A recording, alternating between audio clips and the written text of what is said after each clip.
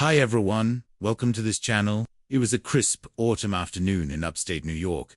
The air was cool and dry. Leaves crunched underfoot and a hawk circled lazily overhead, past the rusted swing set at the old playground, which they imagined was haunted by the ghost of Jimmy Whispers, a boy who vanished playing there decades ago. She returned home empty-handed, her parents' worried faces a blur, and each year on that fateful day, the memory of Harper and Jasper Lane echoed through the silent trees, a haunting reminder of the day a walk in the woods turned into a nightmare.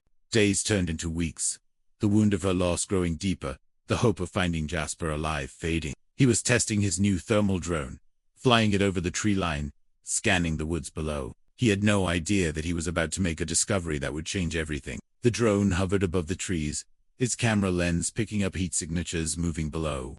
At first, Eric assumed it was just another hunter with a dog, but as the drone drew closer, he saw something that made him freeze. A lone human figure stood in the clearing, unmistakable, yet impossible. He stared at the screen in disbelief. The figure was small, thin, and barefoot, wearing what looked like a dirty yellow jacket, and standing beside her, its head resting on her foot, was a golden retriever. The dog looked healthy, but it was clear that the human was struggling.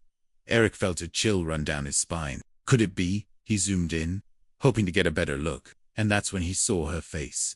Pale, thin, but unmistakable. It was Harper, the girl who had vanished a year ago. She was alive. Behind her, the drone picked up a faint outline of a spiral pattern made of stones, almost like a circle, and in the center, the faint outline of an old analog wristwatch, the one Harper had been wearing the day she disappeared. Eric felt a surge of adrenaline.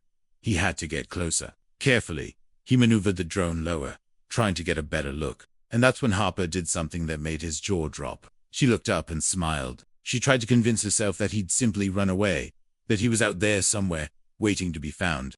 But the evidence whispered a different tale, and deep down, she knew that she might never see her beloved dog again. She confided in her parents, her voice shaking as she told them about the clearing, the stone circle and Jasper's leash. They listened, their faces etched with concern, but they dismissed her story as a fanciful figment of her grief-addled imagination. After all, old wives' tales of Pinebrook Forest were just that. Tales, haunted woods, ghosts, and cannibalistic swamp creatures were the stuff of campfire stories, not reality. And as the days grew shorter and the nights longer, the whispers in town grew louder. What had happened to Harper? Had she wandered off, lost in her grief? Or worse, had she fallen victim to the very real dangers that lurked in the dark corners of Pine? Search parties combed through the woods, their voices echoing with worry. Bloodhounds were brought in, their keen noses sniffing for a trace of Jasper, but found nothing. As the weeks turned into months, the case went cold, the hope of finding Jasper dwindling. All that remained were the haunting memories and the eerie tale of the clearing, the stones, and the leash. The townspeople shook their heads, muttering about Pinebrook's dark reputation and the foolishness of venturing into such a haunted place. Yet in the quiet of her room, Harper couldn't shake the feeling that there was more to the story, a truth hidden beneath the surface of the legend. She knew in her heart that something sinister lurked in those woods, something that had taken Jasper and perhaps something that had taken others before him. Determined to uncover the truth, she delved into the history of Pine, seeking answers in the town's archives, old journals, and local lore. As the pieces of the puzzle slowly came together, a chilling picture emerged. Then down the hill beside a bubbling creek, its waters so clear they could see the pebbles beneath. All the while, they kept to the path, never venturing off the beaten track because deep in the still hollow, things changed. The trees grew thicker and darker, the path less certain, and according to legend, your compass would stop working.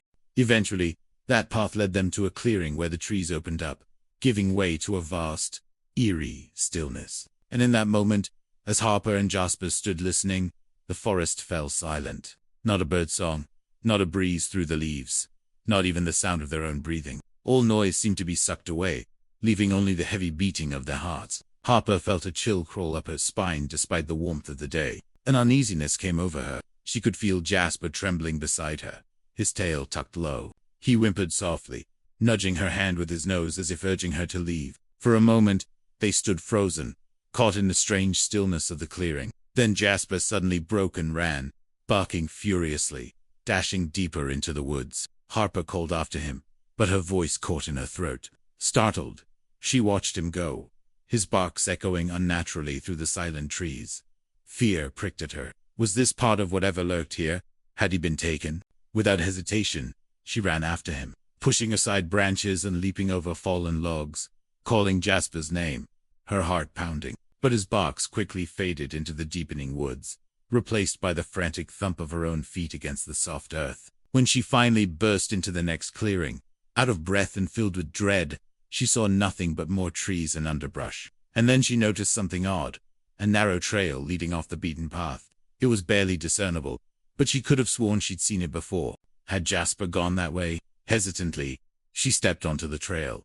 Its edges hidden by thick undergrowth, but she had to keep going. The thought of Jasper, lost, scared and alone in these haunted woods, spurred her on. Deeper and deeper she went, the canopy above closing, shutting out the light. A sense of foreboding settled over her. This part of the woods was different, charged with a strange energy. Even the air seemed heavy, laden with secrets. The light from above struggled to penetrate the thick canopy, casting long, dancing shadows on the forest floor. Thorns snagged at her clothes, twigs snapped under her feet, and the air grew heavy with the scent of damp earth and decaying leaves. Just when she began to lose hope, she heard a familiar bark. There, through the trees ahead, she saw Jasper. Relief flooded her. She stumbled toward him, calling his name, her voice hoarse with relief. As she got closer, she saw that he was standing at the edge of a clearing, looking back at her, his tail wagging. She broke into a run, her heart lifting. But as she emerged into the clearing, her smile faltered. In front of her lay a scene that seemed straight out of a nightmare. There in the middle of the clearing stood a circle of rough-hewn stones, their shapes irregular, almost misshapen. And in the center of the circle, nestled among the stones, was a worn leather leash, its end frayed. It was Jasper's leash. Her blood ran cold. She dropped to her knees, reaching for the leash, her mind reeling. Where was Jasper? Where could he be? Panic clawed at her throat. She spun around, searching the trees, calling his name, her voice cracking. But there was no answer. Only the wind sighing through the leaves and the mocking chirp of a lone bird. She scrambled to her feet, rushing to the edge of the clearing, peering into the dark woods, fear squeezing her heart. But the forest offered no answers, only a thick wall of trees that hid whatever horrors lay within. With a final desperate cry for Jasper, she started to run, her feet pounding the soft earth as she plunged into the dark woods, determined to find her dog no matter what. For 16-year-old Harper Lane, it was just another ordinary day.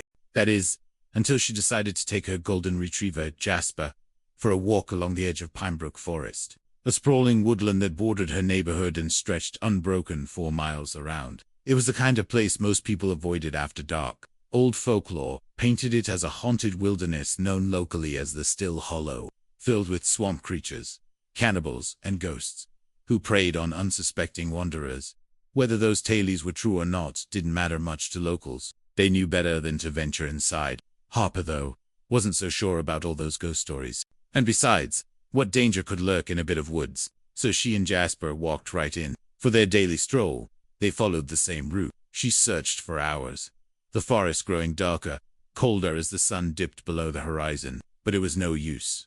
Nightfall brought with it a chilling silence. In the heart of the woods, beneath the canopy of ancient trees, something sinister awaited. The case remained unsolved. The mystery deepened. Then, nearly a year later, on an eerily similar day in September 2024, a man named Eric Dalton was out on an early morning scouting trip for deer.